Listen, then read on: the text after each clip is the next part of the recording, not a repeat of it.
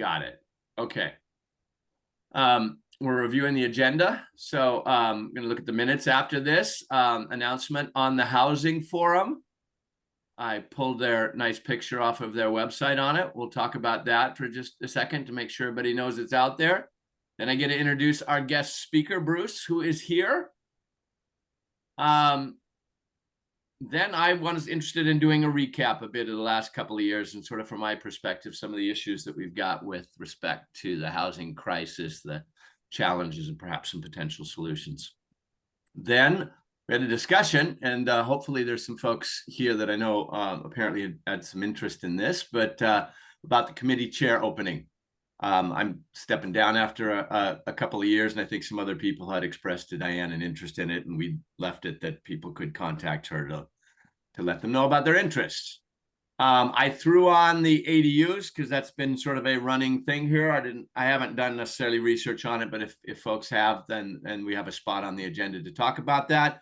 Anything else anybody's got, and then that'll be it. So anything on else that folks might like to see there, or any other comments regarding the agenda, or we'll no longer call it a draft and say it's golden. Okay, that's a draft. That's no longer a draft then. Okay, next is the minutes. Let's see now. If I am doing this, can I stop my share and do a new share? And we'll go over to the minutes. Okay. Good. So you can screen share. That's excellent. Yeah, can still do that. Okay, everybody see that? Not very well, but okay. Not very well. Let's see, can I make it bigger? Does that help? Or do I need to? Yeah, it's just my eyes. Or I Go can ahead. zoom a little bit. There you go. Okay. Thank you. Do you want to run for chair of the Affordable Housing Committee? The meeting is going on. Okay. Diane, mute yourself. No, it's okay. Anyway, this Art was kind enough to take the minutes. In fact, I'll ask if anybody can take the minutes for this once we're getting rolling here. Could appreciate that very much. Does anybody want to volunteer? You can pretty much go from the agenda and then just jot down some notes, and then if you need to go back and look at the recording, it's fairly straightforward. Art's gonna do it again. Yay. Yeah, I'll take it on again. Thank you. You popped in at exactly the right time, Art. Thanks. If I have the if I have the recording to go with, that'll be great. Yep. Okay. Yep. We just started the recording, so it will be there. Okay, we're just going through your minutes right now. So there's the list of the attendees we had and some of the guests. Let's see, I have to, we went over basically getting somebody to take minutes since Evie done it for a long time and Art stepped up and did it. We were going to have Randall Cohen talk about the ADUs, and he put a bunch of work into it, but he had a pretty serious stroke-related health issue that came up that made it so he wasn't able to do that. I hope he is doing well. It was a minor stroke. On the agenda, again, I announced that I was stepping down. I've got a couple of full-time day jobs I got to make sure I pay attention to, and a couple of other things. But I'm still hoping and planning to be involved in this because I'm a passionate housing advocate. So we approved the minutes, and then let's see, nonprofit. Oh yeah, we asked Vashon-Maury and Shelter America Group, which we like to do a lot in these. We don't have on the agenda this time except for the mention of the forum, but we got an update by Jason. Jason was there, and he described the latest status in Island Center Homes, which is pretty cool. They're making progress. Anybody drives by the highway can see that, and discussed who's basically going to be living there, and progress on the home share program. Then we had the main sort of presentation, which was by Chris Brick, which he was really was just then rolling out the Creekside Village. They'd been in the paper for announcing that they'd gotten their final funding, and they're done a lot of work on the permitting, so it looks like at least they feel a fairly downward slide here now to an occupancy, I think in midsummer of 2025. ADUs, we had a bit of a discussion on it. I'll just fly over that for right now. And we had some discussion points to see if there's anything I can pull out of there. Oh yeah, I mean, obviously, there's been a lot going on in housing nationally, statewide, and countywide, but two very, very significant bills passed the Washington State Legislature, and we wound up discussing them. One is the middle housing bill, which basically kind of bans single-family housing in almost all cities in Washington of a certain size, and Wow.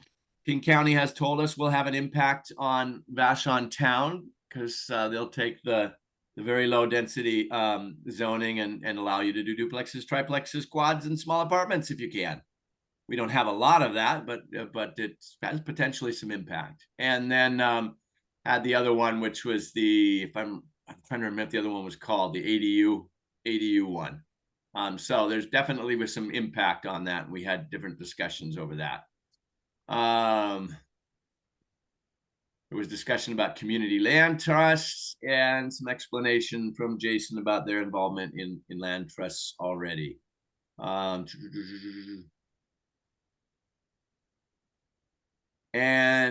then I guess we did do a bit of a summary again, because there was still stuff happening. This was 2 months ago. There was kind of a wrap on the King County's comment period for their proposed zonings changes. And so we've been dealing with that a lot in the committee. And so we kind of did a bit of a wrap on that.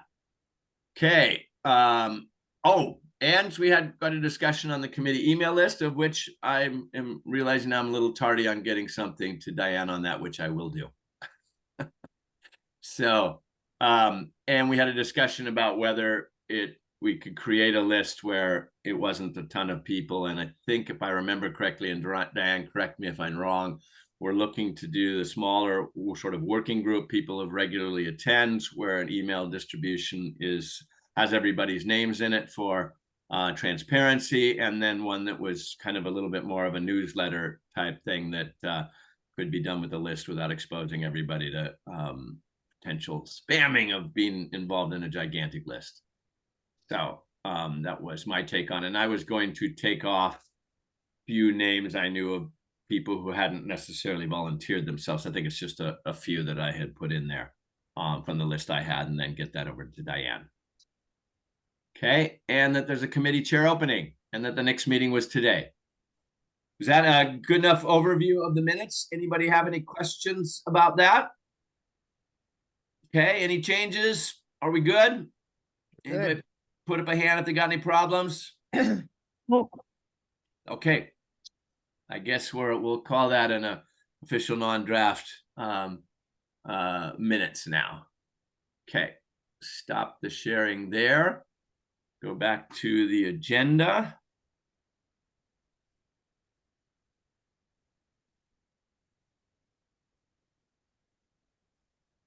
And next thing on that is really a mention of this, and this sounds really cool. If you haven't seen it, go to the Vashon Household website, because on October 3rd, Vashon Household is hosting at the VCA what looks like a pretty cool event. It's basically, they're billing it as a housing forum, a community discussion of affordable housing solutions on Vashon Island.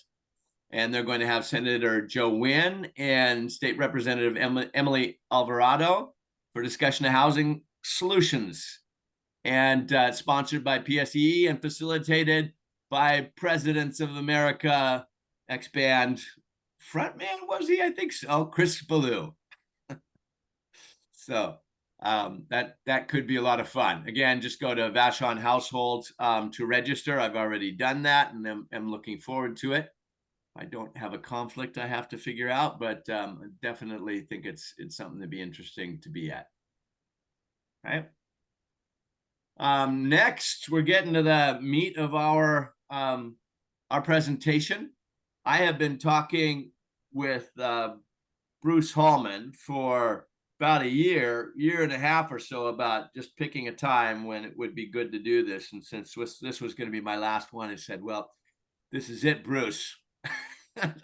And I wanted him to do this basically because I'm a history buff. I love his books, and I love reading the stuff he puts in the paper, and I love the few chances I've gotten to listen to him or discuss with him. And I think relevant to housing and being a housing advocate and sort of looking at this, the history and the continual sort of change that happens sort of history, I think is a very sort of relevant thing to look at when we look at where we are today and whether we need to change to move forward and what kind of resistance there might be to change. And so in that context, I was interested in having Bruce do this, and also just because I like this kind of stuff.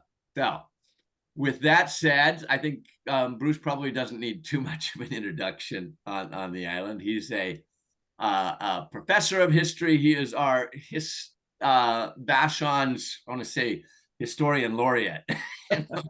But he does all kinds of wonderful things on the island. His involvement in everything from the sailing club to the Heritage Museum, to Voice of Vashon, to a few other things. I'm sure I'm forgetting, and Bruce pipe in and say if you feel it's germane. But these two wonderful books, and I've just put up here the Brief History of Vashon Island, are a gem, and if you don't have them in your library, you need to get them. And so we've talked about sort of the history of the towns on the island, the history of housing in its different forms and how it's evolved, and I asked him if he could give a presentation to us on that. And with that, I'll turn it over and stop sharing, and hopefully, Bruce, you're able to pick up the baton there.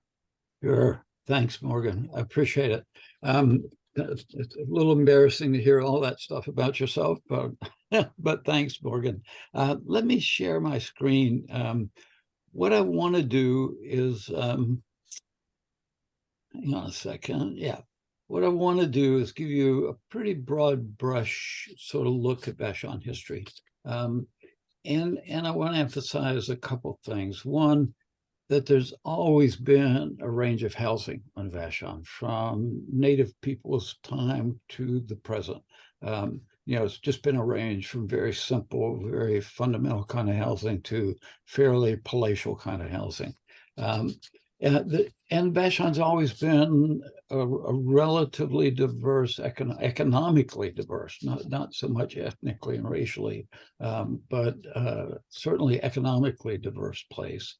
And there has always been gentrification on Vashon, not to the degree that we see today, perhaps, but there are people with significant amounts of money who come to the island from the 1880s and 90s on and build what are still considered mansions on the island. So, just to give you some sense of that background. So if you look at this census data, a couple things to sort of stand out is, one, the pre-contact population seems to be much larger than any of us thought 10, 15, 20 years ago. And that comes out of work with the Puyallup tribe, with Brandon Raynon, and sort of taking the last sort of official census count of the Shwabop people of Vashon Island, which was done in 1854, just before they were removed and imprisoned on Fox Island, and the number was 55. So if you think about that, what we did with working with Brandon is we ran back through all the waves of pandemics that came through the Puget Sound region, beginning in the 1750s and 1760s. And most anthropologists estimate that probably 1/3 to 1/2 Native people die in each of those disease regimes that sweep through. And they're everything from smallpox to measles to the flu to all kinds of European diseases. And when you back that 55 number back through all those pandemics using that 1/3 to 1/2, you end up with a range of somewhere between 10 and 12,000, maybe as high as 15,000 people living on Vashon, pre-contact, pre-disease. Now, that's basically close to what we have today. So interesting to think Wow. in those terms. And then if you look at this data, what you get is you get some growth in the 1870s and 80s. And the reason you see so many data points there is the 1890 census was actually burned up in a fire. So there's virtually no data from the 1890 census for anywhere in the United States, except for a few census areas that kept their data. A few cities, few counties kept census data, but the rest of it's gone, and none available that I know of for Washington State. So what the territory of Washington and then later the state of Washington after 1889 and King County did was a number of what they call cadastral censuses. Washington was trying to prove that it had enough people to meet the requirements for statehood. And so you see censuses in 85, 87, 89, 92, and that's all we have. And how accurate they are, we don't really know. And census data is always questionable because there's undercounts, there's all kinds of things going on. But what you see is a relatively fluctuating population into the early 1890s when the Depression of 1893 hits and Vashon basically sort of empties out, or at least stops growing. And so, you know, the 1892 and the 1900 census figures are almost identical. You know, there's almost no growth over that 8-year period. But then you get significant growth in the 1900, 1910s, up to 1920. And then you see a real leveling off in the 1930s and 1940s because of two depressions, an agricultural depression that hits in the 1920s, and then the Great Depression that hits in the 1930s. And the only reason you see an uptick in 1940 is because Puget Sound is preparing for World War II. So you get this influx of war workers coming into Puget Sound and a little bit of the Dust Bowl sort of refugees that come in the late 1930s into the Puget Sound region. And some, of course, end up on Vashon. But then as you move into the 1950s and 1960s and 1970s, you see these big 38, 33 sort of 20, 26% growth. And then in the 80s, you know, Boeing recession, gas crises, you see this drop down to 13%. Then it jumped back up to 26% growth, 9,000 in 1990, and then a slow sort of leveling off of population growth since the 1990s. And that's largely, I think, the effect of what I would call modern gentrification on the island. So I want you to just have that picture in your head as we go through this. Does that make sense to everybody? Yep. Yep. Okay. Any questions about that? So just understand that there's these sort of growths and slowdowns are very typical of a place like Vashon Island. So let's just jump back to the Shwabopsh, or the native people of Vashon Island. You know, somewhere in the 10 to 15,000 range of people living on the island, and in a variety of housing. Some very large longhouses, you know, some potentially 120 feet long by 40, 50 feet wide. Some, the typical longhouse is probably 60 feet by 20 feet. But then you have smaller longhouses. You have pit houses in the Burton area, which are single family units for the most part. And then you have summer sort of what we would call gathering housing. So they would go gather, say, at Jensen Point or something like that, or off, you know, in another part of Puget Sound, and they take temporary housing with them. So a very diverse kind of housing, even during Shwabop's time, but it's largely family groups, and family groups are largely multi-generational family groups. You know, in the large longhouses, there could be as many as 80 to 100 to 120 people in a really large longhouse. In a pit house, you know, probably much smaller, you know, 8, 10, 12. So again, a diversity that we don't often think about. And what changes, of course, is the arrival of American settlers. And course, settlers come from all over the world. I call them American settlers because they all come here to be Americans. Some do, some go back to their home countries. Some never are naturalized, but essentially their goal is to come to America. And so I call them American settlers, even though they're relatively diverse ethnic groups from Europe primarily, but also from China and Japan. And in that early Vashon economy of the 1870s and 1880s, it's largely an exchange economy. There's not a lot of cash. And so that means housing is largely sort of extended family housing, or extended family housing with workers working on the farms or working in whatever industries that are on the island, living with families, or living in bunkhouses, or living in communal kinds of housing with the logging camps and the fishing camps and those kind of things. So very early on, Vashon has a diverse range of housing. And again, if you're familiar with the let's see, Sutter Mansion on Maury Island, if you're ever out on the water in Quartermaster Harbor, it's a very large Victorian house with a turret and a tower built onto it. It was built in 1890 by a descendant or a relative of John Sutter from Sutter Mills in the gold rush in California. But I mean, even today, it's considered a large house on Vashon, and that was built in 1890. So you've got this whole range of kind of things going on. Also in the 1890s, and interesting to think about this in terms of housing, you have Vashon College on the hill above Burton, which has dormitories. So you have college dorms on the island in the 1890s. And in 1895, the Burton Baptist Children's Home, Missionaries Home is built. So it was a large 3-story home for missionary children that existed on the Burton Peninsula, about halfway out the Burton Peninsula. And so you have these kind of dense housing at a time when most people are thinking farms and bunkhouses for resource extraction, that kind of thing. So again, even in this early settlement period, there is a diversity of housing in Vashon.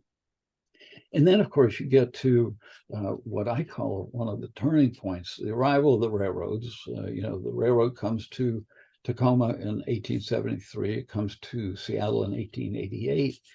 And that really fuels the growth of what Carlos Schwante, as a Pacific Northwest historian, calls the Big Four, sort of logging, fishing, farming, and mining. And of course, for Vashon, that mining is largely gravel mining and mining clay for bricks. But in the Cascades in Eastern Washington, it's gold mining, it's mineral mining. In the Renton area, it's coal mining. So mining's a big deal, but for Vashon, it's a very specific kind of mining. It's clay mining, and it's gravel mining, which is not sort of what we think of as mining of going down in a tunnel and that kind of thing.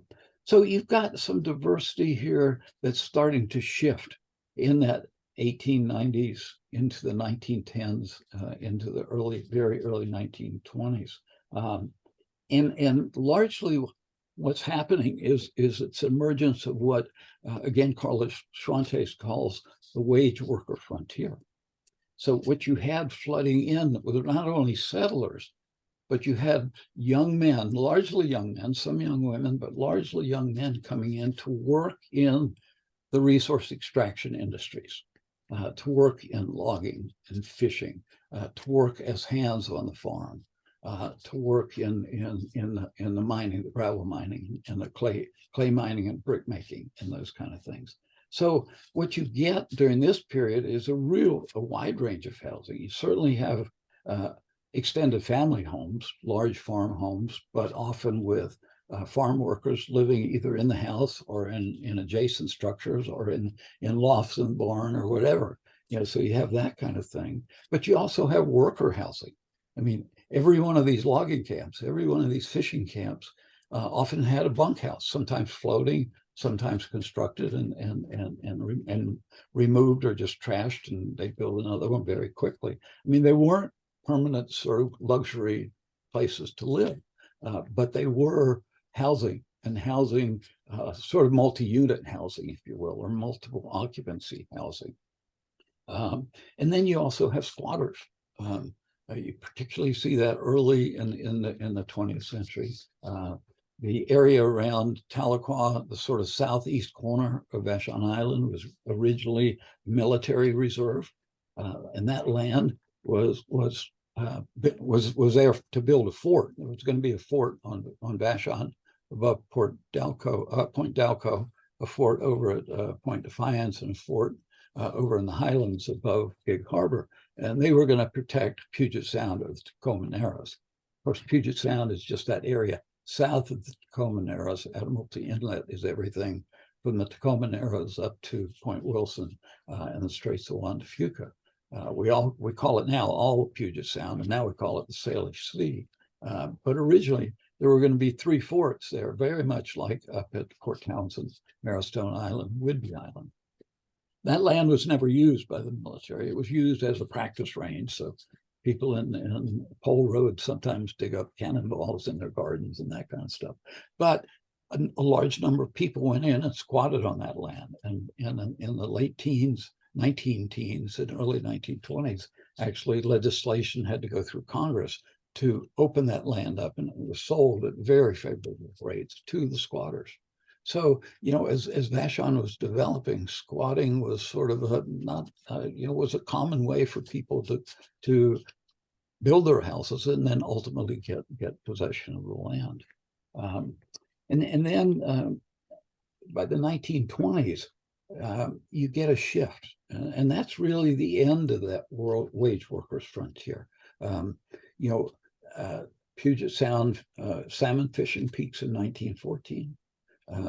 1915, the last large major clear cuts on Vashon take place. The brick industry goes out of business in the early 1900s because of competition from the interurban railway and the brickyards in Kent and Auburn and places like that, and up in Snohomish and Everett, because they could move bricks very easily by land.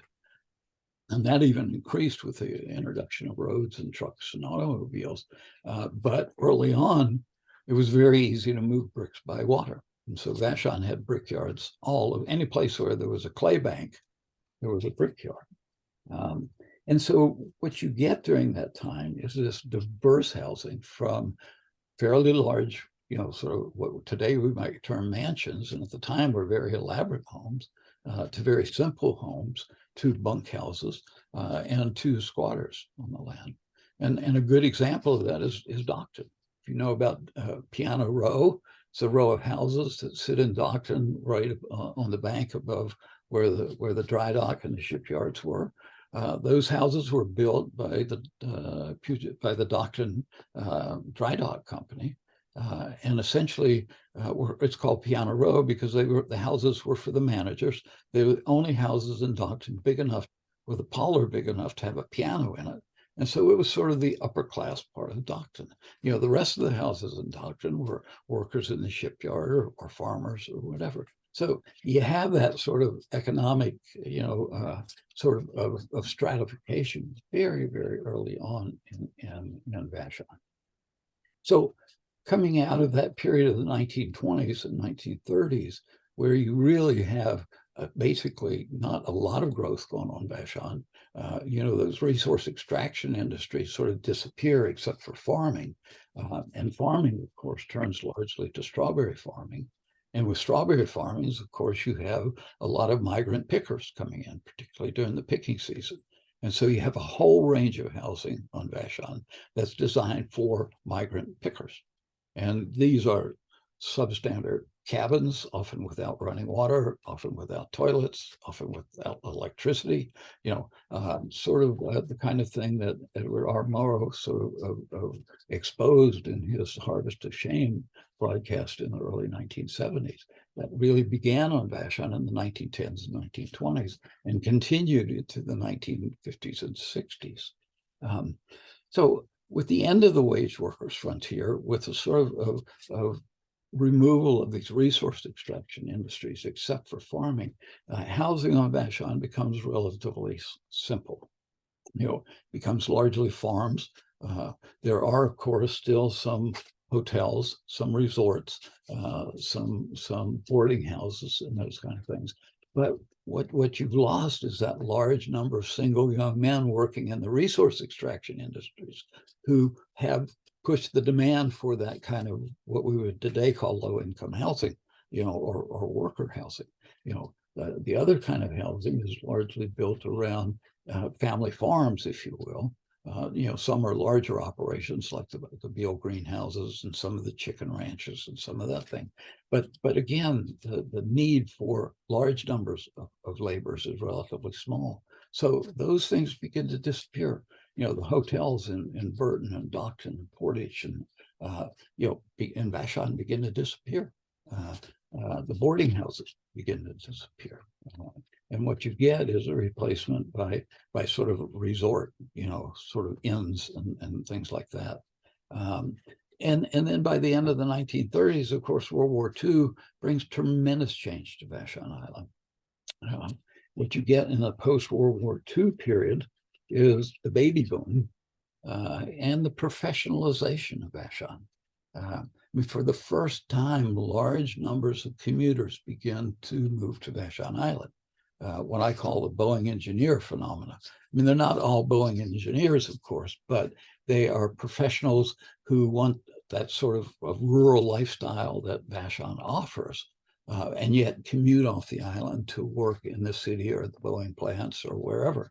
It's a diverse kind of population, but it's a group of professionals who bring a new mindset to the island. And part of that new mindset is to develop planning. And so in the 1960s and 1970s, you get the first sort of Vashon Island plan with the Jigsaw program. The Jigsaw project is essentially an island-wide planning effort. And out of it grows the very first town plan. And that town plan has been revised, it's been revisited, and it's being revisited right now. But it traces back to that professionalization and that sort of need in the post-World War, World War II world to have things planned out. And it's sort of that quote unquote greatest generation sort of impact on a place like Vashon. So World War II is very interesting to me in that it brings that change to Vashon, but it's also bringing the end of agriculture on Vashon. So, the last major commercial strawberry picks in 1985 at the Matsuda farm. Most of the other farmers, berry farmers, had begun to get out of the berry business in the late 1950s, 1960s. The Mukais, the Tsukas, others are sort of Matsumotos that are all getting out of it. And the European, the American, the white farmers are also changing what they're doing. And farming is dying on Vashon. And what that does is it opens a very interesting window in the 1970s for the creation of an arts community on Vashon, because you have all these farms that are being abandoned or being sold very cheaply. And if you talk to some of the artists who came to Vashon in the late 60s and 1970s, you could rent an old farmhouse without buildings for $50 a month. So you could set up your own sort of artist commune. And a number of those were established on Vashon. And a number of artists who, and most artists, are not wealthy people, they're artists and they live for their art. But there's affordable housing on Vashon, particularly into the 1970s and into the beginning of the 1980s. And so interesting to think about what's going on there with housing. You get, of course, the rapid growth of housing after World War II, like you do everywhere in the United States. There's a certain suburbanization of Vashon that's going on. You get your first housing sort of development on Vashon during this time period. But at the same time, it's affordable housing. It's not out of the range of sort of working class and middle class people to afford to live on Vashon. And so that sort of characterizes that 1950s, 60s into the 1970s. And then in the 1970s, of course, you have the boom bust. You have the drop in population growth on Vashon. It slows dramatically. And of course, you have the gas crises of the 1970s. 1973, the OPEC crisis, and then 1979, 1980,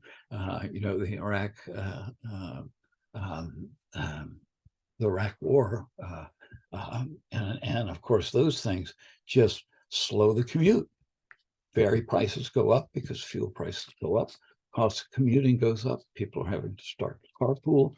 Again, it's forcing a change onto Vashon in those 1970s and early 1980s that lead to another sort of turning point. And I like to use the turning point in terms of talking about housing is 1989, Vashon Household is formed. I mean, think about that. Why in 1989 is there a need for something like Vashon Household? It's because of the economic dislocations that are taking place in farming, in the industries on the island, in sort of the influx of a counterculture.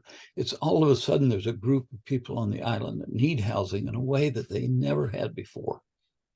And that's slow to emerge. It emerges in the 1960s and 70s and early 80s. But by the end of the 80s, it's significant enough that a group of islanders formed Vashon Household. And I think that's significant. What also is happening at that time is what I like to call the quiet ferry revolution. In the mid 1980s to the early 1990s, Vashon is serviced by a new fleet of ferries, the Issaquah class, which we still have today. And part of the problems we have today with ferries is the fact that they were built in the 1970s and 1980s. But the Issaquah type class ferries, if you think about it, in the late 80s, the car capacity on Vashon ferries went up by 31%. That's huge. With the introduction of the walk-on ferry, the Skagit 230 passenger walk-on ferry, passenger capacity goes up 66%. It's huge. And what that does is it opens the door for what I call the sort of current period of Vashon housing history from the 1990s to the present that is really characterized by what I call gentrification. And there's lots of different kinds of gentrification. There's lots of aspects to gentrification. But one of the key aspects of gentrification is the increasing in housing prices. So the people who lived on Vashon and who created the kind of community on Vashon that was very attractive to these new commuters and these new people working in new industries and new sectors in Seattle are finding Vashon incredibly attractive. And the land prices are relatively low. So what you get during this period of modern gentrification, and I think if you just look at housing prices, it's a very interesting indicator. So the first $1 million house on Vashon is sold in 1997. The first $2 million house on Vashon sold in 2006. And if you look at the median income of houses by 2008 was $537,000. Now, of course, in 2008, we had what people like to call the Great Recession. It really was a second Great Depression for most people. A lot of people sort of skated above it, but a lot of people didn't. In 2012, the median price for a house in Vashon was $337,000. So it had dropped by $200,000 over a 4-year period. And that's the impact of the Great Recession on Vashon. And it opened Vashon to more affordable housing. It still wasn't, you still had to have a fair amount of money to afford a $300,000 house in 2012, but it wasn't a $500,000 or $600,000 house.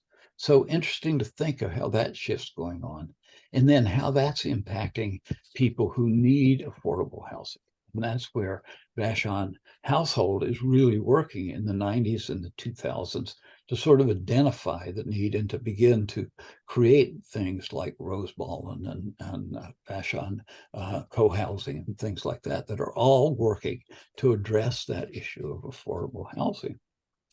And then it's fascinating to me. You of course have the COVID sort of a regime that hits Vashon in 2020 and still with us. The remnants are still with us, but by 2022, it's starting to at least the major impact is starting to pass by.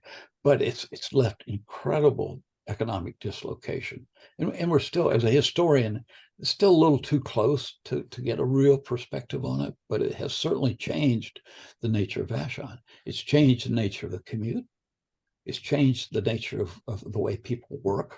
A lot more people working from home, a lot more people telecommuting, a lot more people in meetings like this, so it really changes what Vashon can be, because you don't have to schlep into the city. You don't have to fly off to someplace, so, and I think that really has accelerated the gentrification.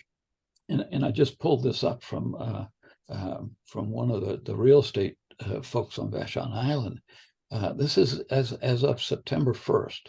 So what, 12 days ago or so, 2 weeks ago, the listings on Vashon Island. There are 2 houses for sale for under $750,000. There's 8 houses for sale between $750,000 and $1 million. There are 9 houses for sale from $1 million to $1.25 million, and there are 14 houses that are for sale for above $1.25 million. And so what you see today on Vashon is, I think, a sort of extreme form of gentrification that you started to see in the 90s and the early 2000s that had a slight respite because of the Great Recession of 2008, 9, 10 into 11 and 12.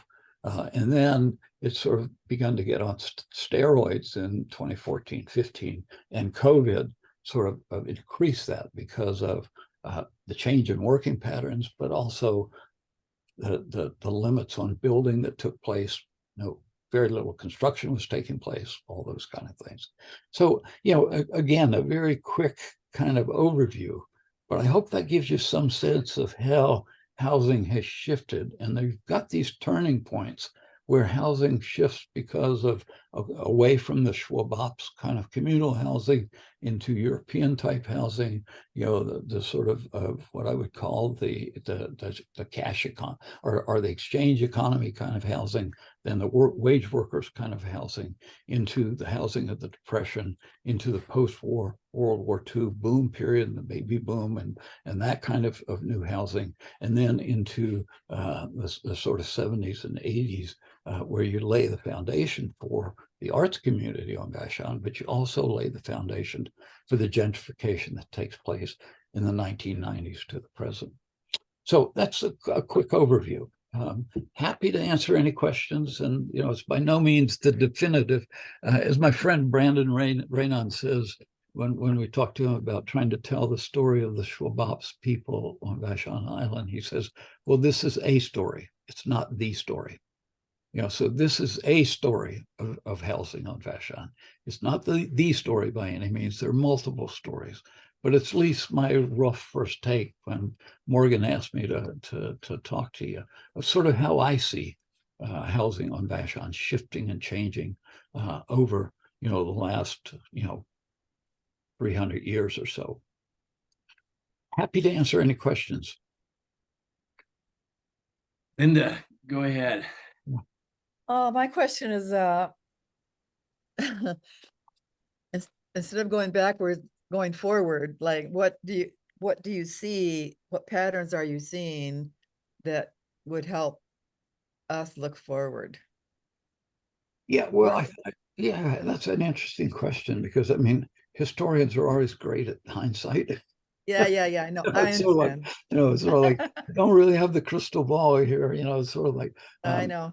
but I see, I see what's happening on Vashon accelerating, particularly in the kinds of gentrification we've seen, particularly in the last 10 years, really 20, 25 years since the mid 90s on. I don't see that abating anytime soon. What I see happening, and I mean, what you guys can pat yourself on the back for is its efforts like this. It's efforts like Vashon Household. It's efforts like this new sort of look at the town plan and what are we going to do with density of housing and that kind of thing. So that's what I see in the future is Vashon's, the trajectory Vashon's on is not going to change particularly. But what can change is the ability of us as Vashon Islanders to change the components of that trajectory. So I don't know if that's a good answer, but that's what my crystal ball tells me. Thank you. Art, go ahead. Sure, Art. Thanks, Bruce. It was a great synopsis and it's really interesting to, when you think about how change happens. Sure. And one of the aspects of it is that the housing market follows the money, and the money follows the housing market. And we have lost a lot of our economic engines that, the small businesses, the bigger businesses, we lost SBC and K2. K2, right, exactly. And we've never really recovered from those. And I've noticed recently that, just over the last few years, that even those who own business properties are reluctant to let go and lease them for anything less than the highest amount of money that they can get for them. Right. So what happens is they end up sitting empty. I'm thinking about the Chinese restaurant. I'm thinking about what happened to Micah and the pub this week. Sure. Landlords are, in some ways, I think they're cutting their own throats, but they're playing a different game, and it's one that's very hard to adapt to, because you don't, we as small business people or workers have no idea of what's coming next in that area. So it seems to me that it's very difficult to predict the future, but we have to adapt to it somehow. And I'm gonna add you up there in interest of time there. I'm gonna go to Terry. Thanks, Art. That was great. Mm-hmm.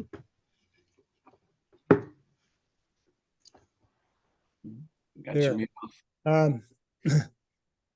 Yeah, I got here in 71. We were talking about the farmhouses.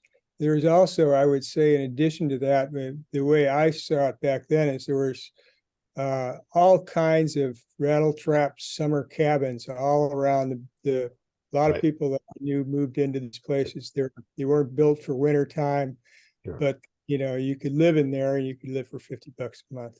Right. And I think also that the beginning of the arts was the beginning of the end for us, because I think as we brought our arts on, and the number of the entertainment that we had, the music and the plays and all of the things coming to the Center for the Arts now, all of these things, these especially made Vashon a destination place for people to live that had a lot of money. Yeah, right. Which is the classic definition of gentrification. Gentrification as a concept really emerged around urban cities, and it was sort of the areas where there was low-cost housing, often marginal kind of housing, lofts and those kind of things. Artists and musicians and little cafe owners would move in, and then all of a sudden it becomes very attractive. And so people with money begin moving in, and it forces the very people out who created the community that people now want to live in. And Vashon is a classic example of that kind of gentrification, I think. And I really missed the original Blue Heron, and the way that things were done there. We pieced together this really kind of a crappy building and made things happen in there.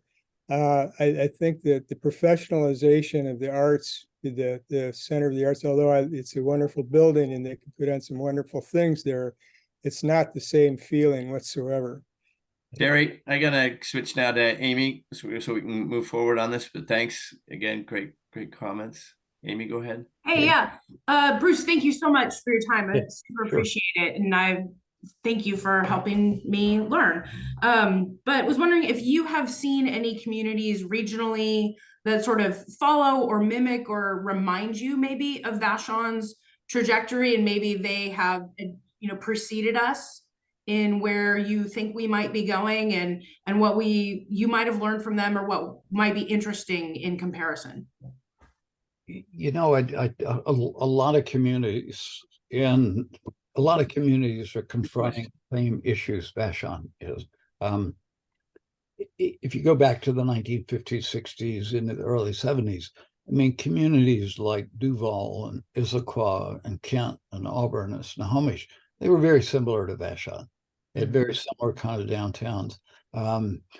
They didn't have ferries, so now they're part of the urban sprawl. So you really have to go further out. You have to go out into places like Winthrop, and places like that, or up further north, between Bellingham and Seattle, Mount Vernon, some of those kind of places, to see sort of similar kinds of things that are going on in Vashon. But I don't think, I'm not aware of anybody that's found the solution to the kind of what's happening with housing. Just because it's a very difficult one to deal with because of the nature of private property and the concepts of private property in the United States as a whole, but in Western Washington as well. So I don't know. I mean, I hope there's some out there. I'm not aware of them. And if any of you guys find them, let me know, because it really is that sense of I wrote that the Brief History book came out in 2016. So it was really written in 2013, 2014. It was in press in 2015, came out in early 2016. So it's 10 years old. And it was written just as the Art Center was opening up, just as sort of Vashon was sort of stepping on the gentrification gas pedal, if you will. And so I'm in the process. I want to revise it and have it come out in 2026. So about 3 years from now. And so I'm looking for examples of what Vashon has experienced. And are there things that we can point to? So Amy, I don't really have an answer for your question, but I know lots of communities like Vashon are struggling. And lots of communities like Vashon, like the Vales and the, places like that, have just been overwhelmed and just, have basically given up. The money has sort of taken control.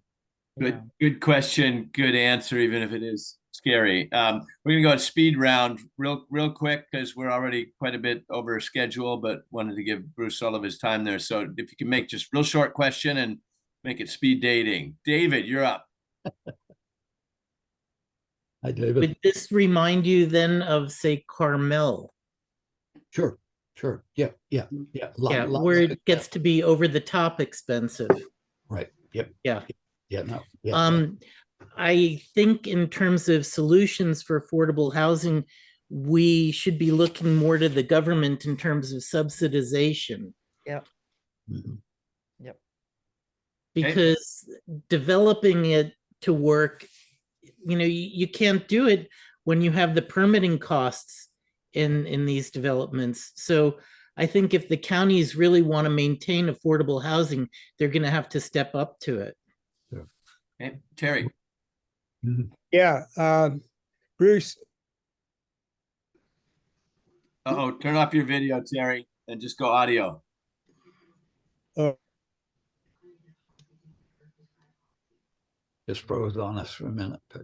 Okay, let's go to Art while you figure that out, Terry, and we'll come back to you. Go ahead. I have everything going.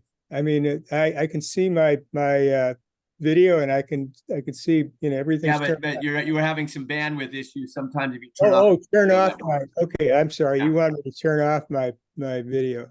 Yeah. There we go. Yeah, Okay, Bruce, cool. you need to look into the development of land trusts on this in the San Juan Islands. There's Mhm. one on San Juan Island, there's the Orcas, there's the Lopez Land Trust. And they're in a very similar situation for Vashon, although they're not as near a metropolitan area, but they've done well. They've been going for 30 years. Lopez has been going for 30 years, and I think the one on Orcas has been going for the same amount of time. And I feel that is the future for Vashon. Good comment. If Art, I Art, could you're up just- next. Let me Yeah, just Okay, go ahead, Bruce. Go let me ahead. just comment on that. Yeah. Places like the San Juans, places like Sun Valley and Vail and those kind of things, they're being overwhelmed by the billionaires. Vashon is being overwhelmed by the millionaires. So there's a different dynamic going on there. And it's very interesting to think about that. So just my thought.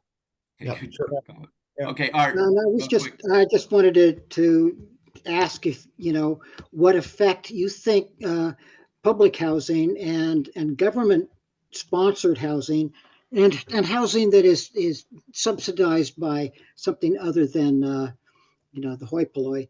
Do you think that can have a real effect going forward on the price of housing? I mean, more public housing, shouldn't that bring down the price of private property Well, type housing? yeah, I don't think you see that many places, but what you see is sort of the, the Nantucket and the Martha's Vineyard and those kind of examples where, the housing prices have continued to soar, but they've had to either find public housing solutions or import all their labor. And those communities that are looking to subsidize housing of whatever, however you want to define that, but government and other kinds of public support of housing, are finding they're able to maintain their community and not become just this kind of haven for the wealthy, and everybody else has to commute in to work. Mhm. Okay, Good. we're way over, but I think that was well worth it, and we got you started a little bit late. But Bruce, Sure.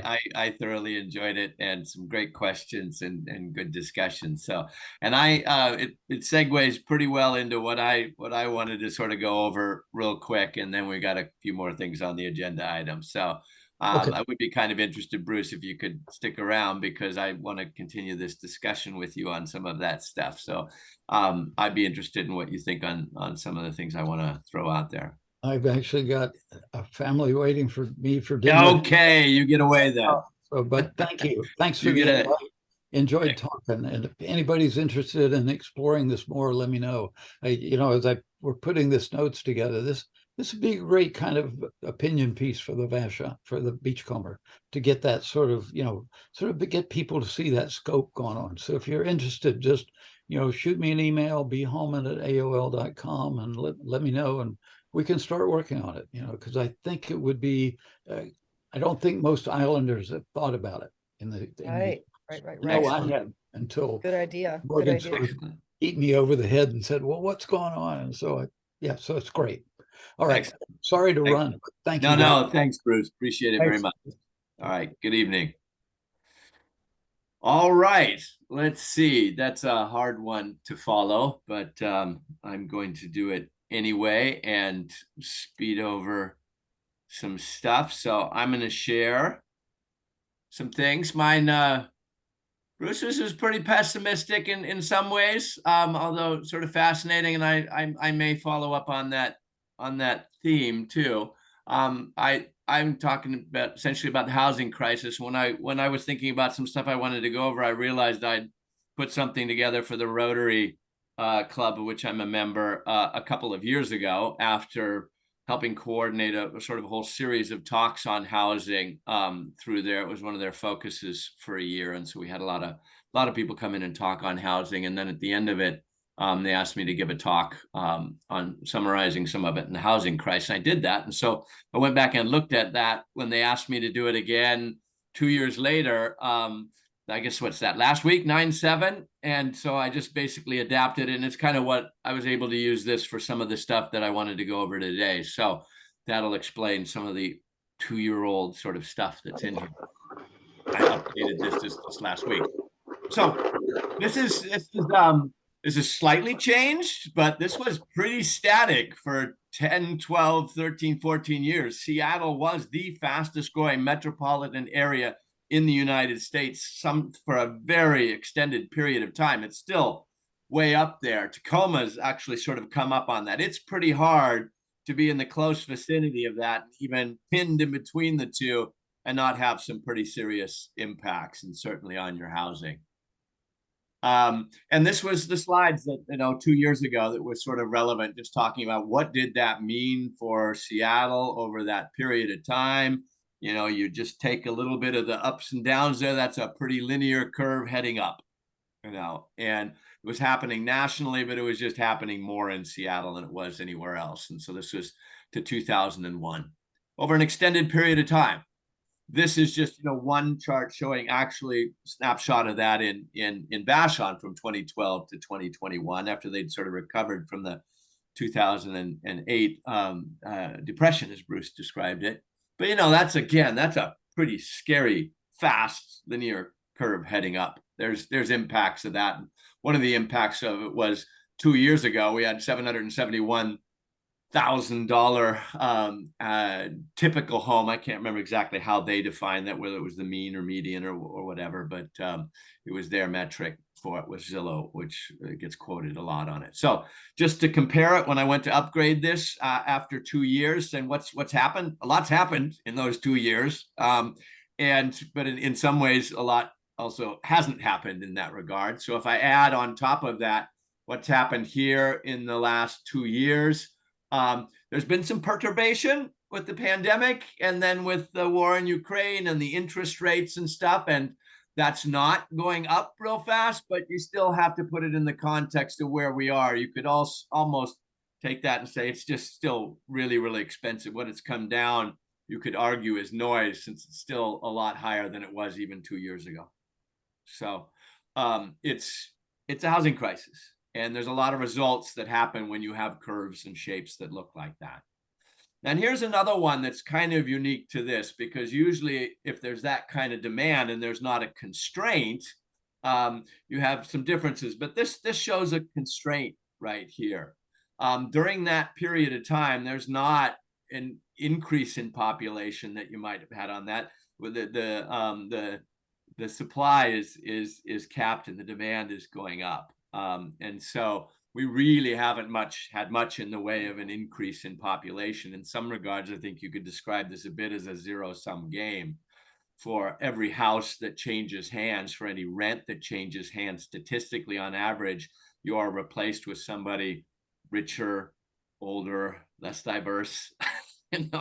And sometimes that's absolutely voluntary for people moving, and sometimes it's less so because people have to change homes and rentals every once in a while and find themselves displaced. And that's what happens in gentrification. I saw this extreme. Sen Valley is often called up as the classic hyper example of it, where the millionaires and the ski bums got along until the billionaires started pushing out all the millionaires. And it was similar in some of the dynamics that what Vashon is going through right now, with a constrained amount, and a lot of people that liked it. And the moat that they had, which was a very remote, poor airport and a very remote destination, suddenly wasn't enough. And our only ferry thing is fairly suddenly, not enough. And here's the other flip side of that constraint. We are outside the urban growth area, and we have extremely low density baked into the zoning on it. The two main green colors you see right there, the slightly less green is extremely low density, 1 house per 5 acres. The dark green one, which is as much or about, I don't know if it's 50-50 on that, is even much less dense. It's 1 per 10 acre. There are plenty of exceptions to this that are grandfathered in from before. But basically that's what you've got in terms of what you can really change. And even the stuff on the outside, you know, a lot of that is what's considered also pretty darn low density, the 2.5 acres. So you take all of those three together, there's just not much you can really do on a big scale in terms of putting housing in here. And then the other side of it is we do have this weird, you know, rural town thing, which is a strange designation and gets dealt with definitely on different things, but it's pretty small with regards to the rest of the island. And even the amount of multifamily housing in that relatively small dot is relatively small. So it's not too difficult to get why we're in the pickle we're in if we step back at it every once in a while. Here's just another reflection of it. Bruce gave one where he said what price range they're at. This was just a snapshot from right before I went in to give that presentation. I go, how many listings are there on Zillow? I compared it with Craigslist. You know, these are like the two main ones that people will go look to.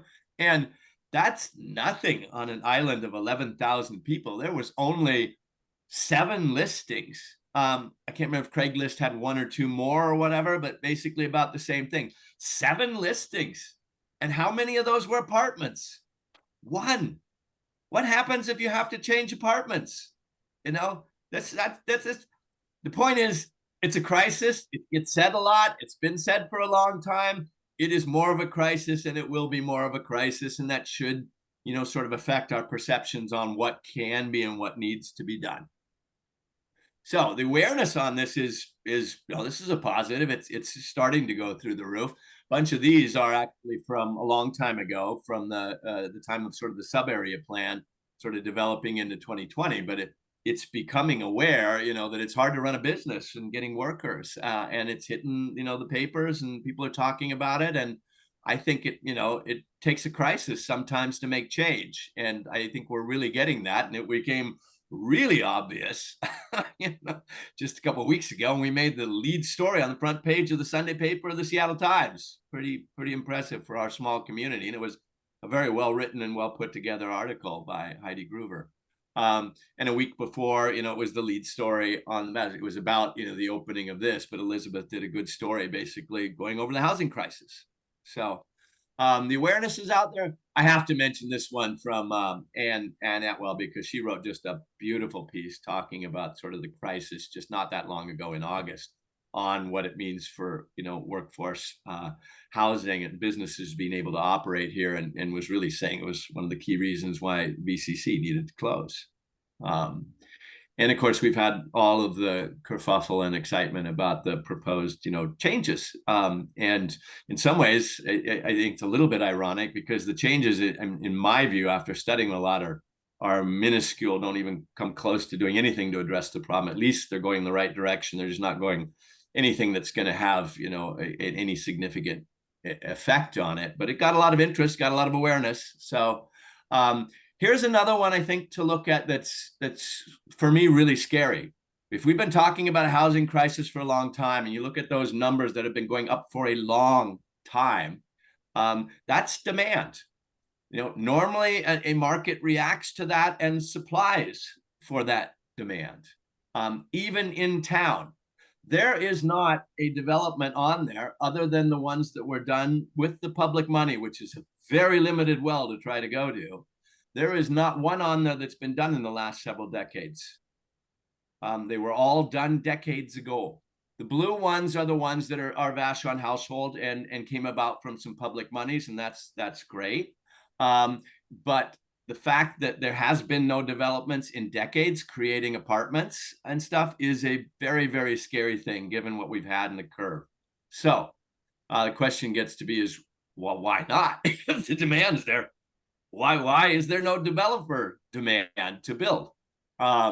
So I'm not going to go over this. Everybody here sort of knows that. It was a little more for some of the Rotary crowd. What happens in a housing crisis? I think we're all pretty savvy on that. But you know, displacement's one of the big ones. It's easy to forget, but when you when you need to change jobs, your income changes, you move away and want to come back, your kids want to stay here. It's when you have curves like that, there's a lot of people who are going to be displaced. and it affects the economic vibrancy and whether the businesses can survive and whether they can survive competitively. And then, eventually, and I really saw this in Sun Valley, it became a place I didn't want to live anymore. If everybody's being bussed in that works there, and the billionaires are replacing the millionaires, and most of the homes in that case there were simply not occupied more than a few weeks of the year, it's just not what I'd call a community. Vashon is still lucky we've got a really vibrant community, but it's in threat by this crisis.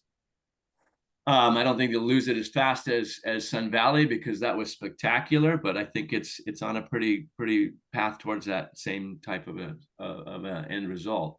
So that said, this was really just to put together these last two slides, and these are big topics. There's no way for me to spend a lot of time on them or discuss them. It's kind of a put them on the table from my perspective of looking at this pretty hard for a long time, and to a certain extent being a housing advocate fighting these things for a few decades. But zoning's, first and foremost, and this is a nationwide thing and a problem. That's why laws are being passed to address it in a pretty aggressive way. But the specific issues for Vashon on it are that the town is really small compared to the island, and it's really pretty much virtually all of the multifamily zoning, and it doesn't have a whole lot of multifamily zoning even in it. So you really just don't have a resource to go to, or develop a thing that developers can really go to do this, just in terms of numbers to address the problem. Now, water is the other big one. I attended the Water District 19 meeting last time, and I really, for the first time, I've been talking to them for years on it, but laid it on the table, my particular view that this has arguably been the number one thing keeping developers sort of away. If there's no guarantee or even surety or even likelihood of being able to get something for an apartment building, then nobody's going to even really look at it seriously. And a moratorium is an extremely heavy-handed planning tool that usually, from my experiences, does not happen unless you haven't, the wells are going dry. So when I spent a lot of time researching this, and the science is clearly not there for that, I kind of went to them and go, okay, how do you justify a moratorium and a lottery when the science doesn't show that there isn't the water? And it's complicated. I know Water District 19's things. There's good people on both sides of it. But the short answer is they have really high fees. They have really old infrastructure. They've tried a few things. They need to spend a whole bunch of money to adapt to go get the water where it is. It's there. It's available in the shallow aquifer, and they have to develop the expertise and the funds to do that. But if we have a housing crisis and you prioritize that, then that happens instead of being stuck behind a moratorium for 20 years that has basically eliminated the possibility of doing multifamily housing. So I'll say that in a real strong way, because I've spent a lot of time looking at that, and I'd love to debate it with anybody, but I'm just going to drop it on the table right now like that. Permitting, this is, anybody here on the island will say that. King County, unincorporated King County, is an extremely difficult place to do permitting. It takes too long. It's too expensive. Part of it's, the way they set it up, that they're all fee-based instead of just a service that's being provided by the county. But it's difficult. Most places, it's really difficult here, and they know that. They're trying to work on it, but there's no getting around the fact that's just a huge problem here. You can talk to anybody that does design or construction on the island, and they will all tell you that. Island construction, I mean, it depends on what you're doing, but when you have to ship stuff on a ferry over here, it's more expensive to build. It's more expensive to develop. It's a significant hurdle to somebody or a developers wanting to do something here. So it's just another challenge to it. Public housing, there was a lot of blue things around there. We have a lot to be proud of with Vashon Household and now Shelter America. That's great. I just want people to keep in mind, it is extremely difficult to get the funds to do development projects from that. Island nonprofits have a huge problem even trying to compete with the much bigger projects and the much bigger need on the mainland. And so we've been lucky with a bunch, and they've done a good job of them, but a project takes 10 years on that, and they're lucky if they get the money. It is not going to solve the problem. And the only money available is really for the really low end. on it, and there simply is not workforce house money available for public housing and funds right now. Doesn't mean we can't lobby for it. It wouldn't be a good thing. It's just not, in my view, going to be a solution anytime soon, if ever.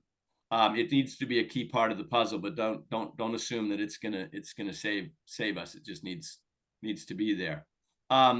The last one, and it's a big one, and a lot of people will tell you this is why all the laws are changing right now. When zoning came into play, pick your place, 60 to 40 years ago or so, there are a lot of good reasons for a lot of it, and there are a lot of good intentions, and there were a lot of bad unintended consequences.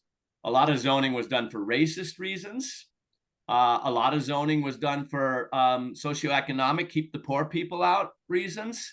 But a lot of it may have even been really good, but once it became in there, it was easy to prohibit change. And that's one reason why these state laws have passed. It's one reason why a city like Seattle can be 400,000 units behind the demand and cannot get any more development land for it, because the single family zoning groups were so powerful at keeping any changes from happening in zoning. That's why we get all of these state laws that just passed in Washington to finally, get rid of that problem. But it is always difficult to change, and there is always a really strong element in most places, and Vashon certainly has a strong one, where there are a lot of people that want no growth, that want no change, and NIMBYism for some reason. Sometimes it's for good reasons, sometimes it's for bad reasons, but it winds up making it very, very difficult to do housing.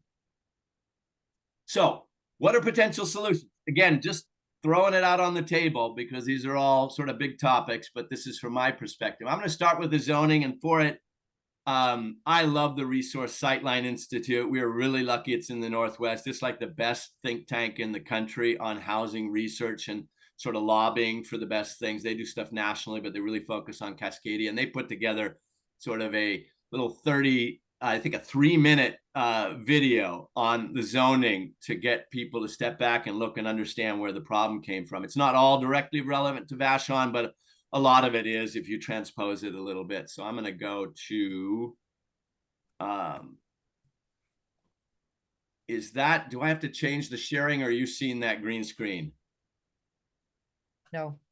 I have to change the sharing. Okay, so stop sharing and share screen. And I want green screen, and I'm there. And real quick, I hope everybody can hear this.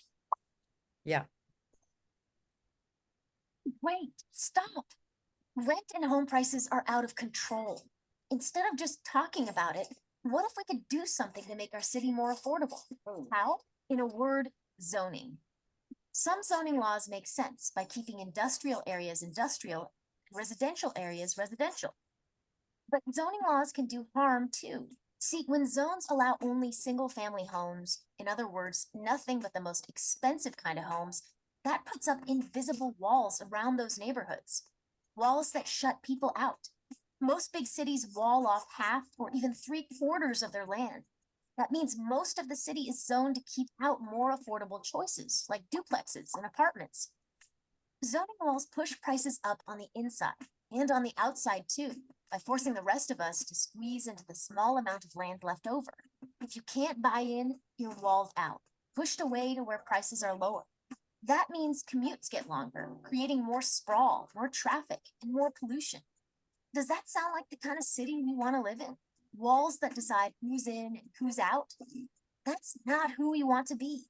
But we can't start taking them down together with better zoning. Zoning up takes down those invisible walls. It's not the only solution, but it's a big step up to the kind of city we want to be. So what can we do? Vote and talk to your neighbors and leaders about upzoning to take down walls and encourage more homes of all shapes and sizes for all our neighbors. Visit sightline.org to learn more. Okay. Stop sharing and back. Rent and Wait, home prices are you stop and go away. Okay. And back to that presentation. I think that's this one. So hopefully that works out. So are we back to that? Okay. So, okay, what would we do? And this isn't, I'm not inventing anything here. This is planning 101. If you've got a housing crisis, you know, you have to find it's a green, you know, 101. You basically densify, you know, your cities or your towns, and you create more and higher, but however you densify, you create more multifamily property, more multifamily apartments and townhouses and duplexes and triplexes and cottage developments. You have to densify. And you need better incentives to entice the market to do that. The market has, you know, this much of the money necessary, and, you know, the government has that much of the money. You have to be able to incentivize the market, or you simply will not get, housing. Water. We have to change that. I mean, there is water there. If you accept that we have a housing crisis, then this needs to be changed. We have to stop that conventional wisdom, the assumption that there is no water available. I mean, after looking at it and looking at all of the science on it, there is no evidence of any of the wells going down. In fact, if you look at the basic numbers on what's going down into the aquifer and what's coming out, we get a lot of rainfall. Call it 40 inches, you know, a year on average. It changes over the island, but up around the town is probably around 40. About a third of that winds up percolating all the way down into the aquifer each year. And we can take out at most about 1%. We don't have even the capacity to put a burden on that aquifer. I mean, there are different opinions on that. That doesn't mean you can't have local problems. That doesn't mean it might cost a whole bunch for, you know, Water District 19 to go get it. It's not simple as that. But if you get back to basics, this assumption that the water is not there is not true. Permitting have to get easier, faster, and less expensive. You know, I mean, gosh, if King County and unincorporated King County recognize that they're a huge part of the problem, they've got to get better and fix that. I've had a number of conversations with John Taylor about this, even when he first came on board, and he knew it, you know, and wants to do it. I'm you know, I don't know. I haven't heard a whole lot of people saying it's getting better, but I have hope. It basically needs to get better. Island construction. You know, there's some pretty cool things happening in technology. I mean, as a developer planning on some stuff, I'm very interested in taking advantage of some really exciting things that are happening that can make cost-effective construction happen in a place like Vashon. So maybe there's some things coming down the pipeline that will make it less of a burden for other developers who might be considering doing something here on the island. Because otherwise, this looks like a scary place when you got to think about shipping everything over here and not having and getting all of your subs and all of your workers and stuff here, because they don't exist on the island. You know, they do to a certain extent, of course, but it's definitely a limiting factor and a cost factor. Public housing is great, necessary part of the puzzle.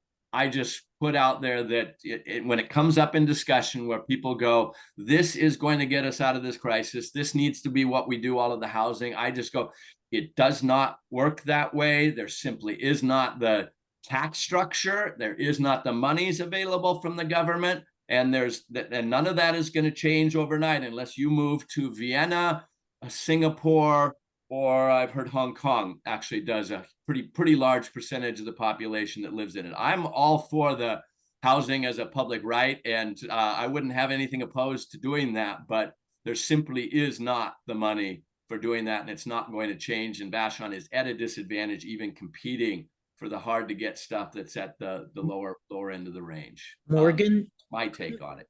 Couldn't Let me just finish, Dave, and then I'm just going to totally open it up because I just wanted to fly over it. Okay. Sure. The last one is just the no growth, no change NIMBYism. I mean, this is no surprise. This exists everywhere. Some people think it's way worse on Vashon. Some people think it's, doesn't exist. I'll say it certainly exists, because it's normal.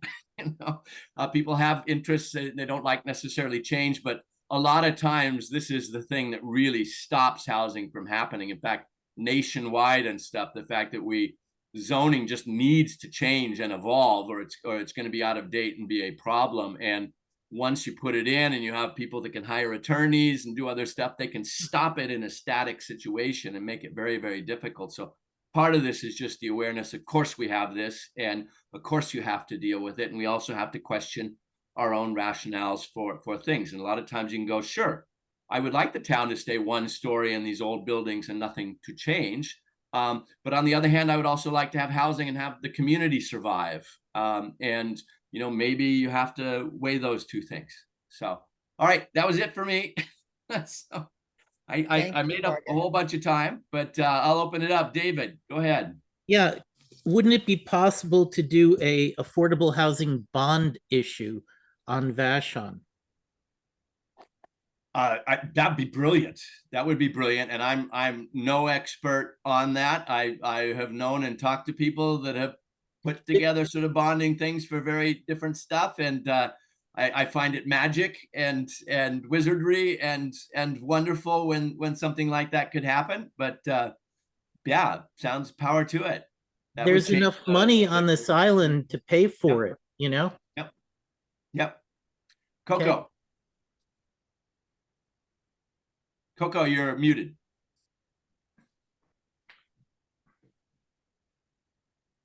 Still muted, Coco. Can we unmute her?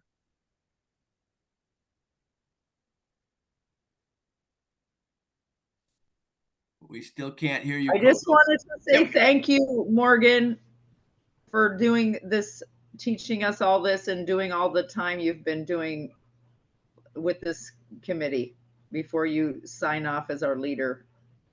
Well, thank you, Coco. You've really done an amazing job as a moderator, the best. Like, I'm so pleased with your welcoming tone to everybody. You should keep on doing this work when you have time, another time. And I've learned so much, and I'm just really grateful. And I also want to say one last thing, though. I'll say it again. I've been always saying it. Don't say things aren't going to change. Stop saying that. Our culture has to change, and it is changing. And once we decide it's important, group-wise, then we will have those things that we need. I'm an optimist, and I'm with you. And I'm still tilting at windmills. So yeah, absolutely. I know. I just want to remind you of that. But mostly I just want to thank you so much. You've really done a fantastic job. Really, thank you. Been so pleased with my experience, and just, I'm not going to give up. I'll keep going, whatever is the next thing. Okay. Art, go ahead. Here we go. Thank you. Yeah, you know, I think zoning is really a great place to start, because we need to, you know, people move in, build a house in an area that think that's only one house every 5 acres or 10 acres, and they think it's going to be that way forever. You know, but sometimes you need a neighbor, and that, you know, other people need that land too. They don't own that land; they just occupy a portion of it. As for the water thing, there are a lot of people. I don't know how many. There are quite a few people on the island who buy up water shares every time they become available, and they hold on to them. They haven't got a project in mind. They haven't got any, there's nowhere for them to go. It's just like buying stock. They figure the price is going to go up. And I think that's something that the Water District 19 and whoever needs to put a stop to. You're buying it and you have to use it within a certain period of time, or you have to give it back. Right. Permitting, yeah, definitely. And permitting for different kinds of housing, not just the single family housing that we're used to seeing, but ADUs and tiny homes and things that other forms of housing. You know, I remember Bruce talking about, you know, these bunk houses for people to, why don't we could have some kind of workforce housing, temporary workforce housing here on the island. That'd be just almost like a hotel where people we bring from off island to work here could stay overnight. I have to throw in there, you know how the big employer in the Sun Valley area managed to keep doing it? They had giant bunkhouses that they had built probably in the 30s when it all got started. And that's where they employed most of the people that were, you know, keeping the ski area and everything going. Is that still true? Yeah.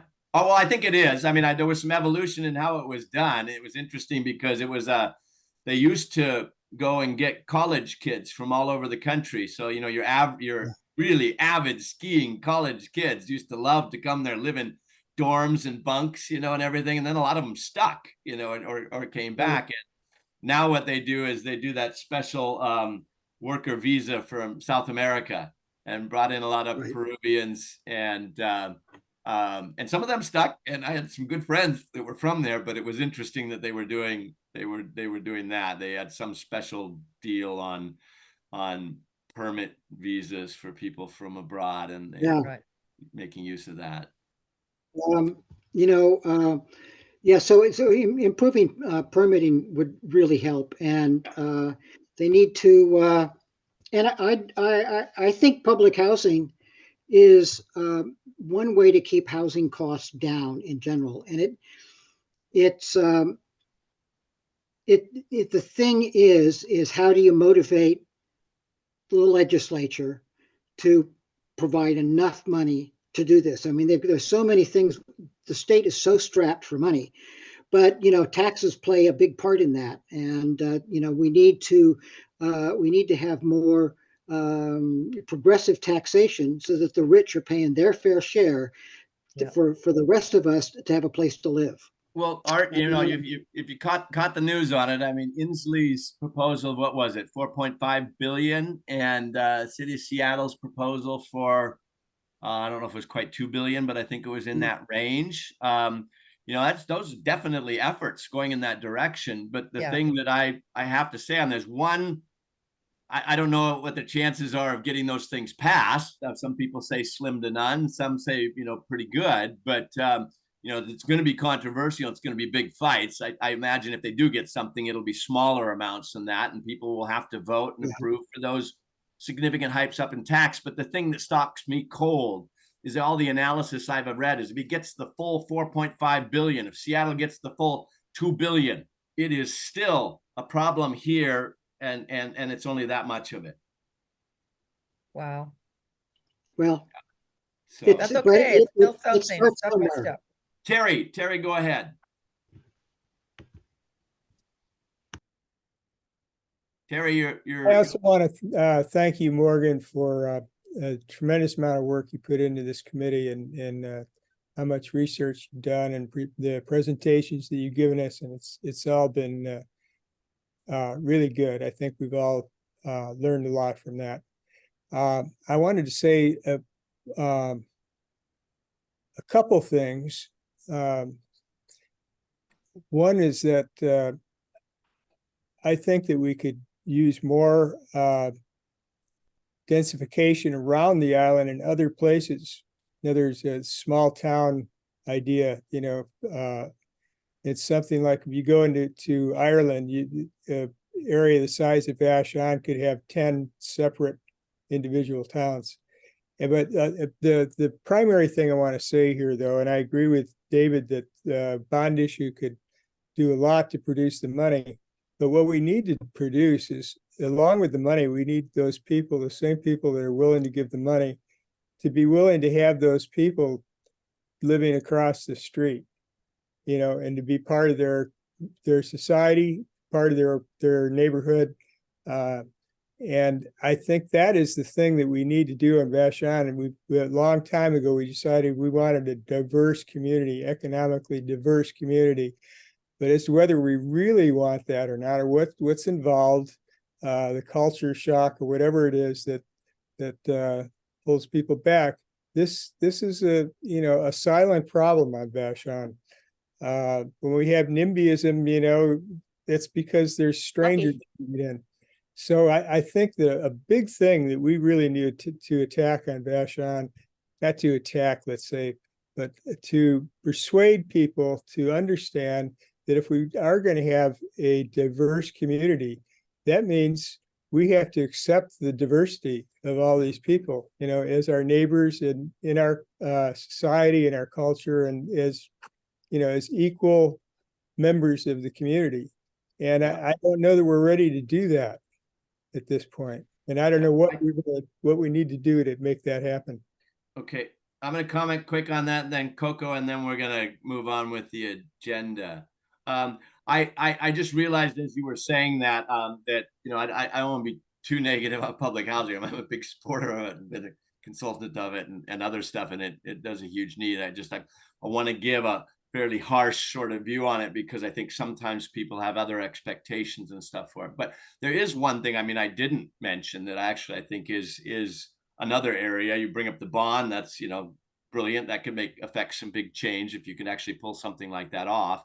And another one is just accepting that a lot more of them are going to be public-private sort of projects. You need to tap into that resources of the market and then be able to get some public housing components out of that. One way to do that is what King County was trying to do with this inclusionary zoning, where they mandate that, you know, any developer does a certain percentage of it. I'm a big supporter of that. And that's one way where you from above can sort of do that. And another one is just realizing that also if you have a lot of older housing stock out there, you can do sort of things like happened with Islander Homes, where rather than getting a whole bunch of public money to build the housing, you get some, you know, nimbler nonprofits and stuff. And sometimes you can get the, like Vashon Household did, they got a contributor to basically help them come up with the what they needed for the down payment, and they got attractive financing from the owner.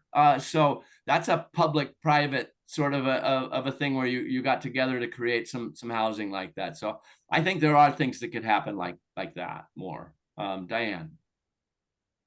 I was wondering, just Oops. could you stop sharing your screen now, Morgan? Sorry? Could you stop sharing your screen so we can see each other Am I better? still sharing my screen? Yes. Ah, There we go. thank you.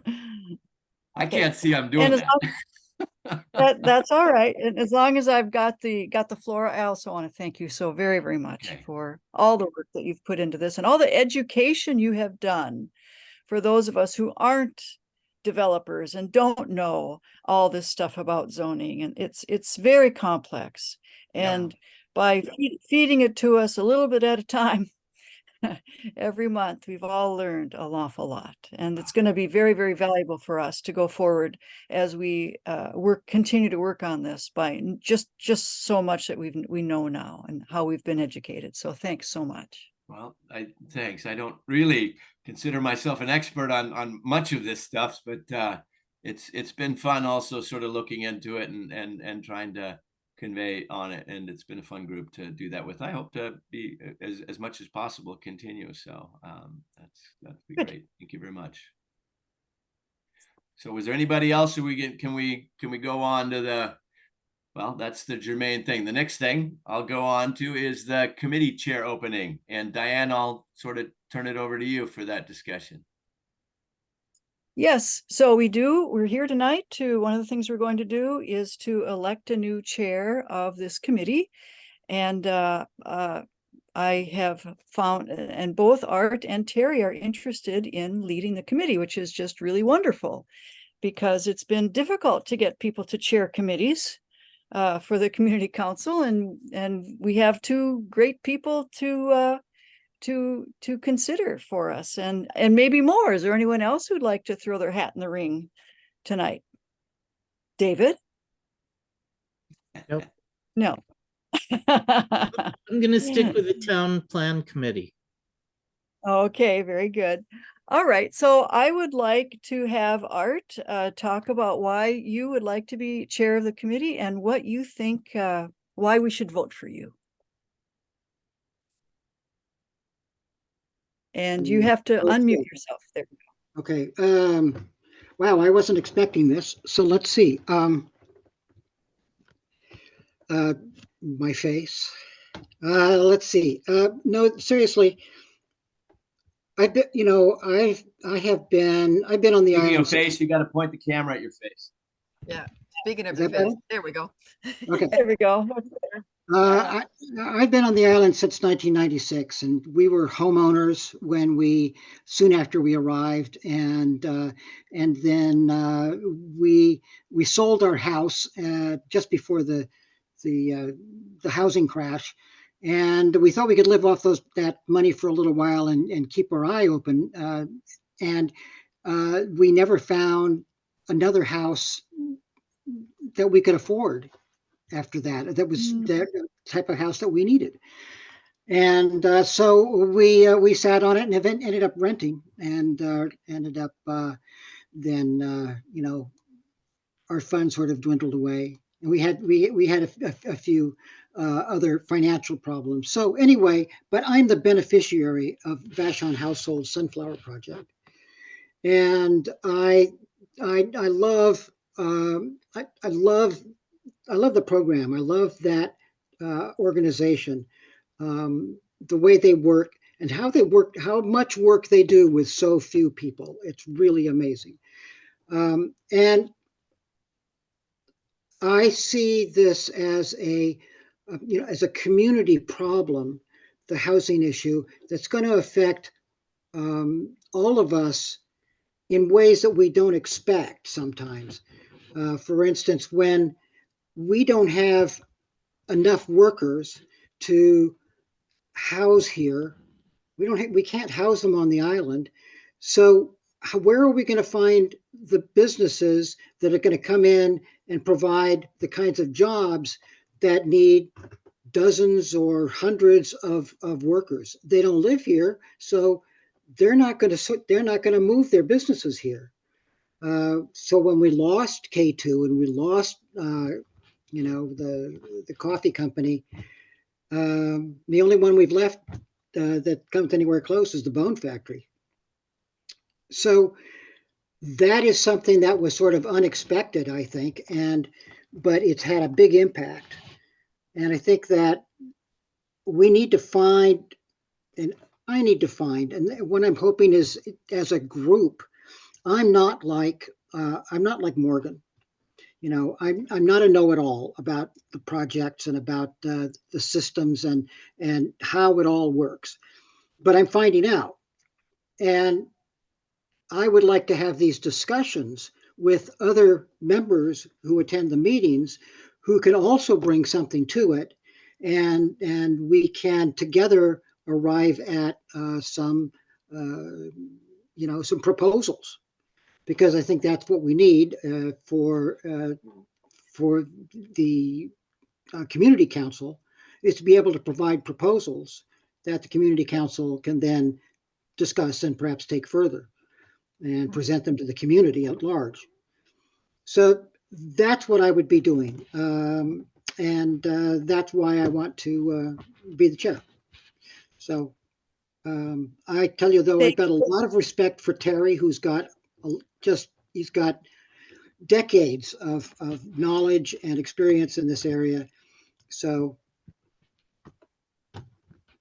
thank you, Terry.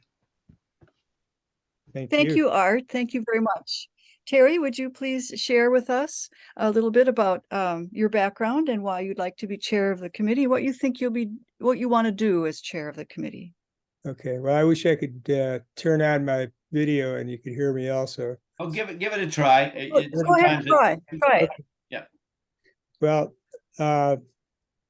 when I moved here, it was possible for me to buy land, build a house, relatively circumspectly. So you got to go back to audio. Oh, you're going to have to turn off your video again. Sorry, Terry. Anyway, it's allowed me to live at an extremely low overhead. And I'm a kind of person that would never be able to live on this island today.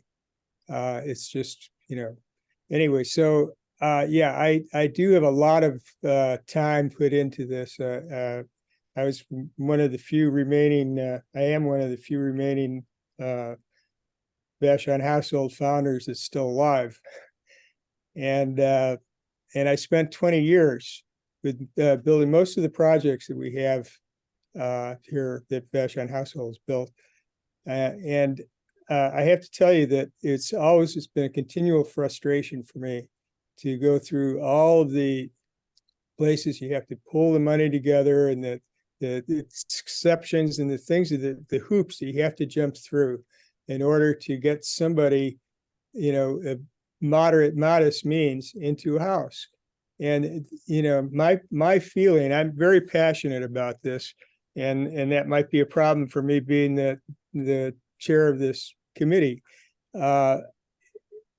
Housing has got to be a right. And in fact, housing for people that are, that are just talking about getting a shelter, a roof on their heads, it's a utility. It's like power and water. It's something you have to have, and it cannot be sold on the commodity market. It's just that we have to make some institutional changes in our society in order to make this work. It's not going to be charity for the people that don't have enough money while the prices of everything go through the ceiling. I mean, they're going to continue to go through the ceiling. So we have to do something to control the prices of property on the, so that anybody can find a place that they're on this earth they're born onto, where they can stay. And this goes down to the homeless people, to right on up to the people who are can't afford to buy a home, first home buyers. So I'm very passionate about this, but I don't know, this is what I would suggest. I would like to do a partnership with Art, because I think Art is a much better organizer, facilitator than I am. And I think between the two of us, we could, put something together that would be good. I feel like I have a lot I can tell Art about, and I think between the two of us, we could make something happen. I accept that. I know you, Terry. We know each other, and we've talked many times. So I think that would be great. I think we could co-chair this committee. Okay. I think that's a wonderful solution too. Wow. And I'd like to saw a bunch of thumbs up from everybody. I think everybody else likes that idea too. Amy, we can't see you, so we can't tell. What do you think about that? Yay, big fan. I have a comment for Terry before I'm willing to give that a full thumbs up. Sure. And a little bit of a question. Obviously, I like both of the guys, and I love the contributions you have. And Terry, I think you summarized that there really well right there at the end. You have a passion, and then you expressed your passion for it. And it's as a fellow idealist, I can tell you, I probably even agree with you on it. But I think for the purposes of running a committee like this, where for this to be successful, I think it really has to be able to bring in more diversity of opinions than we've been successful at doing. It needs to have, it's great to have Amy here in her position as head of the Chamber of Commerce representing that. We have not been able to get, consistent representation basically from the major employers, but that sort of needs to be represented. You need the people that generally show up are somebody that has a passion like you do, Terry, for it. And what you have to watch out for in that is that you're just preaching to the choir and have turned everybody else off. And the only way you're going to get anything done and not just be ignored is if you're very careful about that. And so, Terry, I think you got to be, in your saying, I'm really passionate about it, and here's why I want to do it.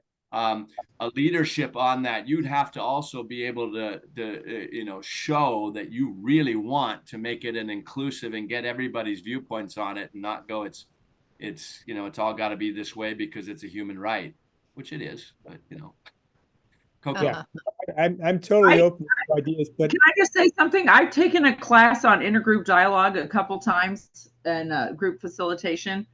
I don't want to do any emails or anything like that, but I'd be willing to hold that space and remind people of that task, and even maybe call on people, or, just hold the clock if somebody's going on and on with their own, one-sided opinion or something like that. But I have trained in that intergroup dialogue, which is, holding multi views in the same conversation respectfully. But I'll finish by saying, like you both, like your passion on it, and I think that's great. Plus, I think it'd be fabulous to share it. So, with that one caveat I gave there, I'll give it the thumbs up. Well, one thing you kind of asked a question there, and that is that I would. That's why I want Art to be the front man, because I can't control my passions a lot of times, and I know I come across a little too strong, and that's I understand that completely, but I'm also open to any new ideas, anything that comes up. But I would rather filter it through Art, because I think he's more the person that can do that job. Okay. Well, thank you, Terry. And, like I said, we've had many conversations in group settings, and I think, you do speak eloquently about your passions. And I think that it will, that is also something that that you can bring to the table, which I think is, very important to have. So I'm all in favor. Do we Okay, need to take a so vote on this? I think we've already voted, but I will say But this. David still has his hands up. Yep, first, I do want to thank you, Morgan. You've done a great job and I appreciate it. You put in a lot of work and it's good. And I think your advice to Terry and Art that we want to be inclusive to the business community is an important message. And I think we should, in fact, invite people from the business community to join this committee. I think that Jake Midling would be a great addition, because the K2 building has great potential. We could get 85 units of affordable housing.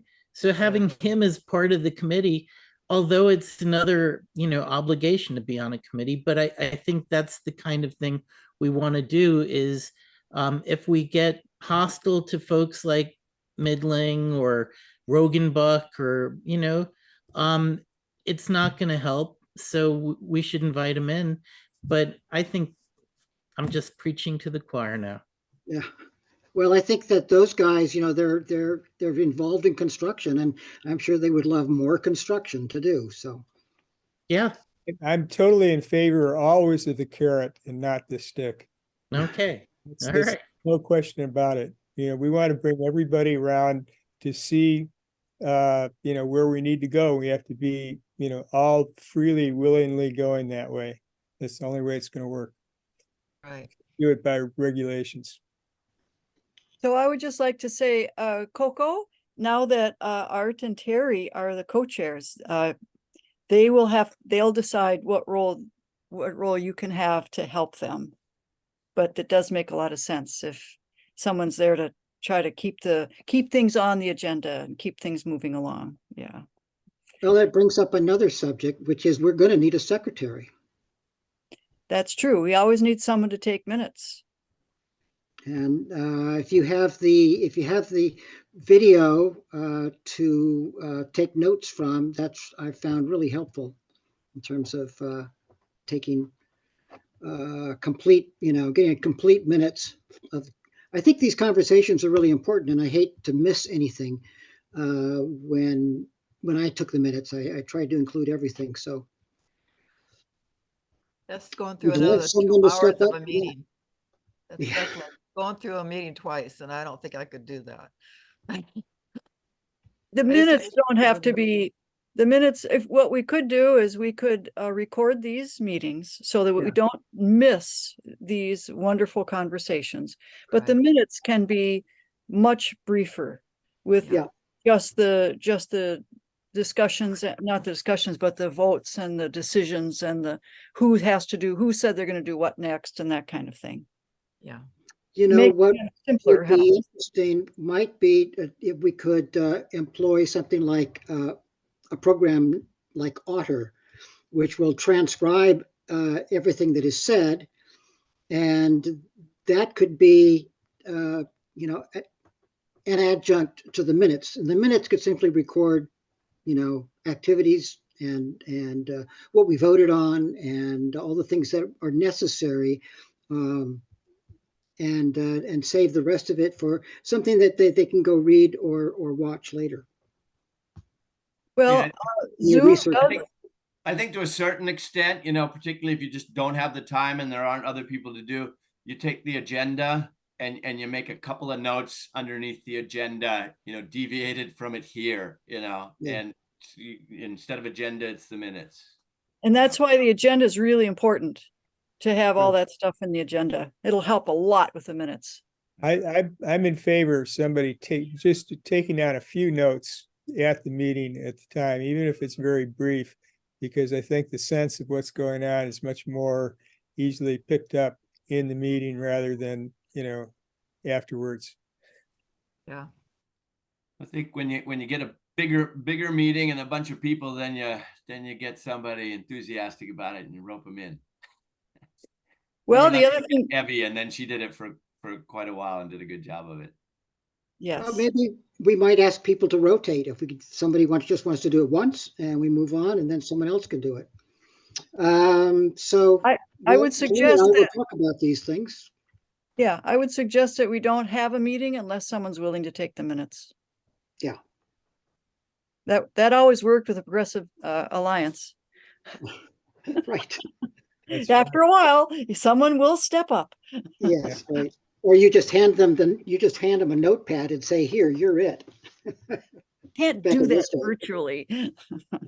Oh, All right. So what Okay. about, Hey, what's on the Morgan. recruiting committee? There is no So- such thing. I Hey, know, but we need one. I just I haven't been looking at the clock. We're already sort of over. It seems like we'd reached a consensus there. Isn't it necessary to vote, or we're good on that one? Okay. We already did. I saw hands raised. Okay. We Yeah. got co-chairs. That's great. And a volunteer to help facilitate and mediate and keep everybody civil and no fisticuffs. So that's fabulous.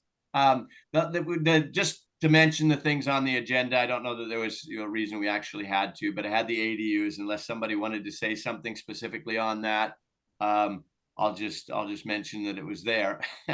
Obviously, it's a good, interesting topic, and a lot can be discussed on that, but probably for a future meeting. And we got some other issues added, so I'm not worried about that. So the only thing I've got left to say is the next meeting, unless the co-chairs want to let everybody know about it and tell them, was the second Wednesday of the month at 6:30, or you change it. So I am done then. Unless anybody has a parting comment, I'm going to send you all home. Right. Okay. Good See night. you, Morgan. Thank you, everybody. Thank you Yes, so sir. much. Bye. Thank you so much, man. Thank you. Thank Appreciate you. it. You Thank gave us you. off to a great start.